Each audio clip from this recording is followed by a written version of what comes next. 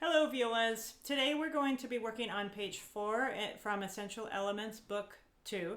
And we are going to be using the same finger pattern that we were using on pages 2 and 3 for D major, but we are going to be playing different strings. So the G string and the D string, but using the finger pattern that has a half step between 2 and 3. So first finger, second finger, half step here, and third finger. And then there will be also some fourth fingers, which is a whole step above the third finger.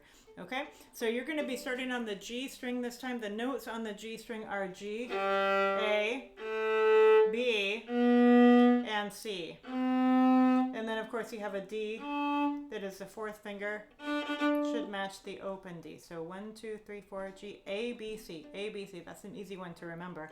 And then just make sure that you're remembering and learning how those notes look on your alto clef, on your music staff. Okay, let's go ahead and start with the G major scale. This one is designed to go in a round, so we will not be repeating the top note. We'll just play it once, and we'll play it one time together in unison, so I do want you playing with me.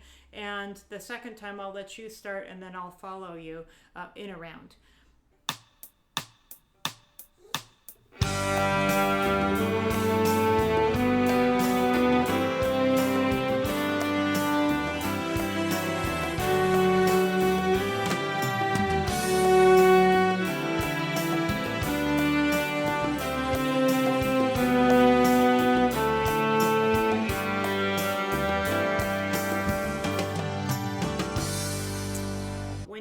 Scale, it's really important that you're striving to play in tune at all times, so feel free to adjust those fingerings if you need to make them more in tune. Let's go ahead and try it in a round. Now you're going to start.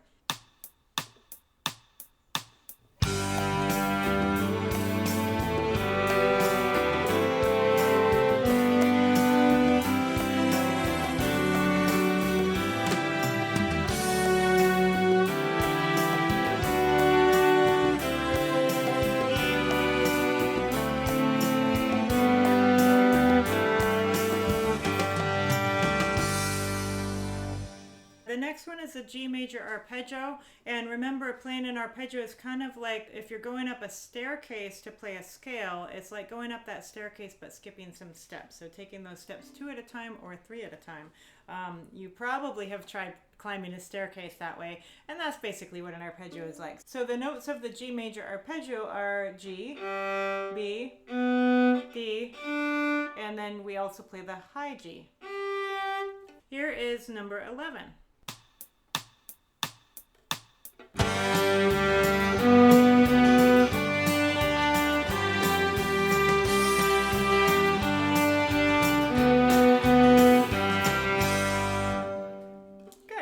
The next one in the book, number 12, is a really, really helpful one. This one is called scale intervals. And what we're basically doing is we're playing the bottom note of the scale G, and we are then playing each of the subsequent notes of the scale. So the interval, the word interval means the distance between two notes, and we quantify those using numbers. So from the first note of the scale to the second note of the scale is called a second. Okay, that's what we call that interval. It's a second, one note to the next note up. And from the first note to the third note is called a third. From the first to the fourth note is called a fourth. So I think you get the idea. So each time the distance gets larger, the number gets bigger. And then when we get up to the eighth, we call that an octave. The G to the G, we have reached the next G, so that is called an octave. So we've got the second, third, fourth, fifth, sixth, seventh, and octave. So we are, as we play this one, it's very important that you're listening carefully to play those notes in tune, and that you're adjusting the fingers if you need to, so that they match the pitch. Let's go ahead and put on the backing track, and we'll try scale intervals, number 12.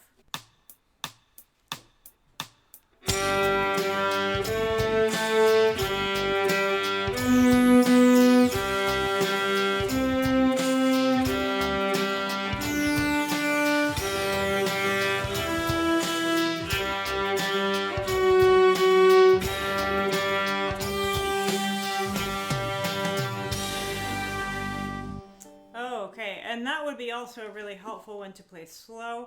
With any of these exercises, if you're practicing with Essential Elements Interactive, notice how at the top of your screen, actually it should be around the middle of your screen, right above the music, there's the controls that you use to play the track. Notice how to the right of it you have the option to put it on repeat if you want to play it over and over.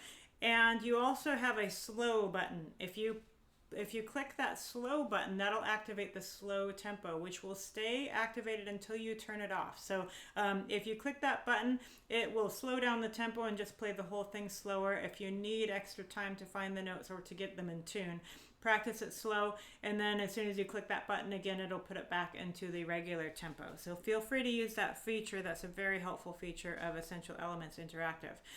We are going to finish this page with the song Chester. This song is by William Billings. This is a song from the Revolutionary War era in American history. So Chester uses some slurs. There are also some hooks. So the difference between a slur and a hook, when you have a curvy line between two notes, whether they're the same note or a different note, you play those on the same bow stroke without stopping the bow. In this case, they're all slurs. But the ones where you have the curvy line connecting two notes that are the same pitch, they do want those notes to sound different. So it's really not a tie, it's called a hook. When you do two up bows in a row or two down bows in a row, and you stop the bow between them. So when you have the dots above or below the notes, the staccato marks, and a slur or a tie, then you stop the bow between those. So watch me if you're not quite sure how that works and see how I'm using my bow. And notice how I'm playing a little bit differently when there are dots along with the curved line, as opposed to when it's just the curved line and I keep the bow moving. Okay, here is Chester.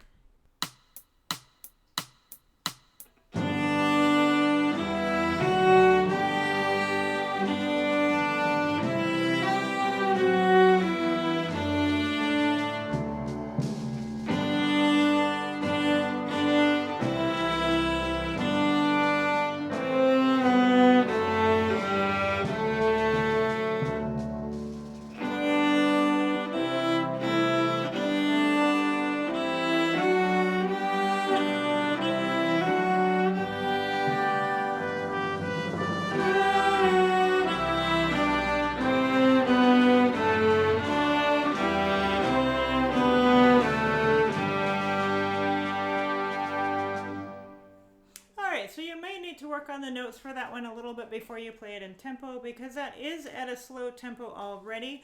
Probably playing it even slower is not going to help as much. Sometimes when you try and play a slow song even slower, it actually makes it harder. But feel free to work on each phrase at a time.